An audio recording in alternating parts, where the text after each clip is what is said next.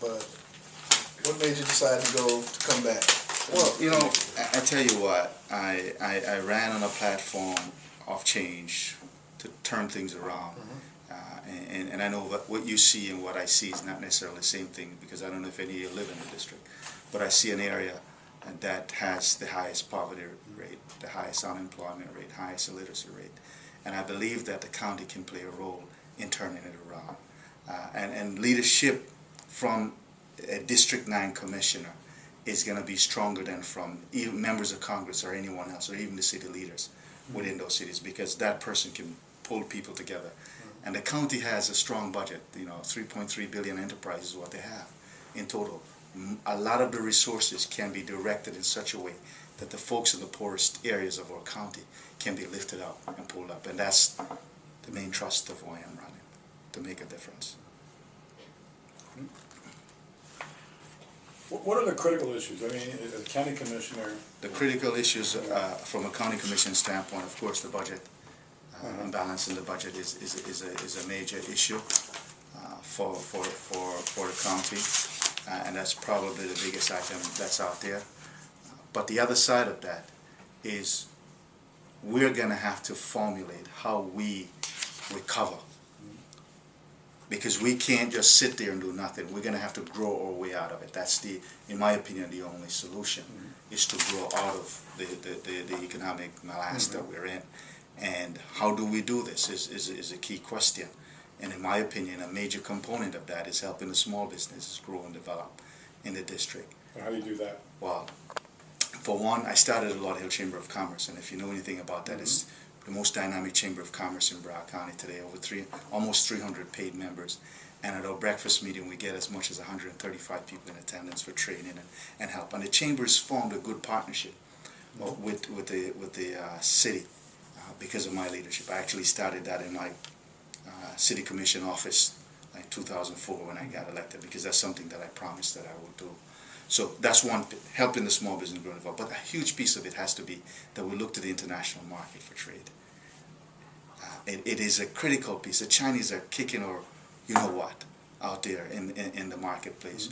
And yet we have such natural relationships that exist because of the diversity of our people in this country.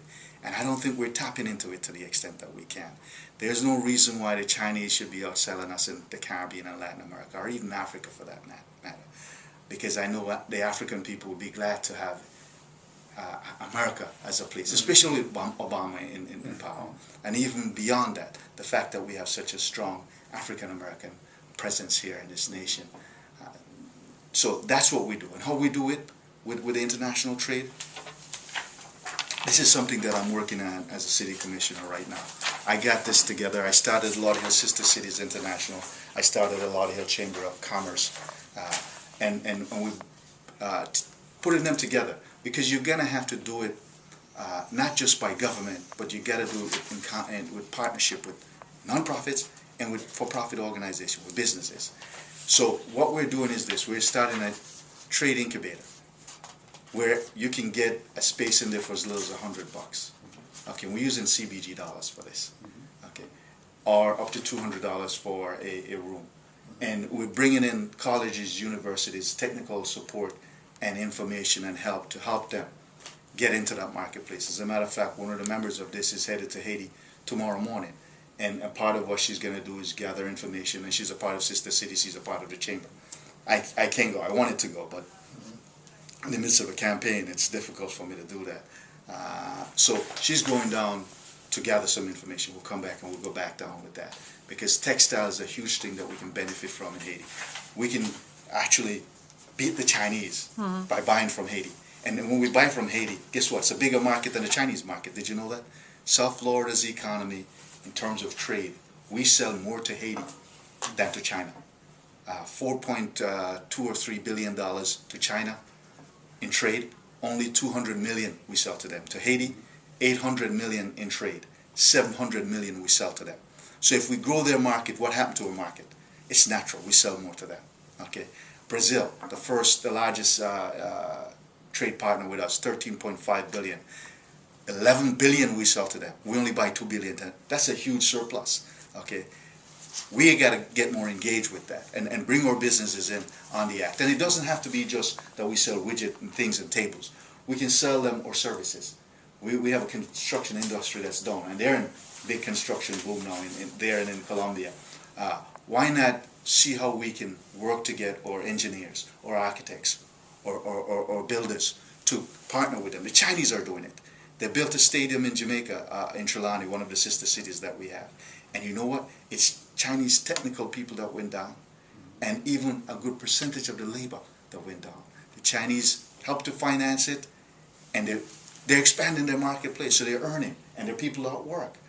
We have got to look to some innovative and creative ways of expanding that. Sister cities is a good tool because you build relationship with these nations. I just hosted the Prime Minister of Trinidad and Tobago right down here on Monday. Trinidad ranks top 22 in trade with South Florida, over $1 billion in trade. Most people aren't aware of that. That's a marketplace that we can tap into. They have oil and gas, okay, that we can buy, and we can sell them the manufacturer's good and sell them services that they need in order to build their economy. So that's a huge piece of what we got to do. Strengthen the small business right here. Another thing for District 9, and if I may be more specific for District 9, we had the Gospel Center, a great opportunity for us to revitalize that 441 corridor. They needed $250,000 to make a deal work. $250,000. We had given 50. They needed $250,000. Sony was going to come in and partner with them doing recording studios and all of that, and we couldn't find the money at the county because nobody at the county was driving it. $250,000. The tourist development has a lot of money. Why not use some of that money to do that? Because you're going to bring more people into town from not only within the U.S. but internationally, because gospel music is an international thing. Okay, so here's an opportunity for us to have done something to grow that. We have the Karashoka project over there that we're working on. We have Lauderhill Mall looking for redevelopment up in Pompano, in Collier City. We got to go in there and get some small business, some aid to do something with. So one of my proposals is this, that we take the enterprise zone, and this is a map of the enterprise zone, okay? I don't know how much time you're giving me, and I don't want to run out. But if you look at the map of the enterprise zone, what you'll find is this. And I'm saying, let's make the contract an opportunity and have, wrong map. For that build up. God, it's in the car.